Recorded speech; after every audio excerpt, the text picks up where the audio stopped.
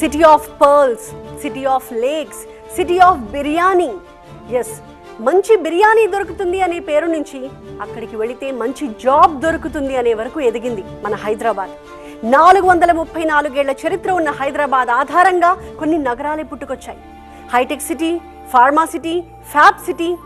ఈ ప్రయాణం ఇక్కడితో ఆగిపోలేదు. త్వరలో 4th సిటీ రాబోతోంది. ఇంతకీ ఈ 4th సిటీ నిర్మాణం సాధ్యమేనా? న్యూయార్క్ని మించిన నగరంగా అది మారుతుందా, లేదా రాజకీయ ప్రవచనంగా మిగిలిపోతుందా? సాధ్యాసాధ్యాలు ఏ రకంగా ఉన్నాయి చూద్దాం.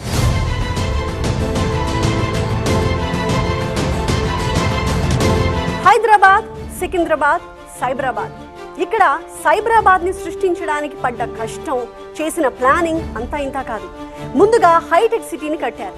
కేవలం హైటెక్ సిటీనే సరిపోదు. ఇన్వెస్టర్లు రావడానికి, ఉండడానికి, మీటింగ్స్ పెట్టుకోవడానికి నోవోటెల్, హైటెక్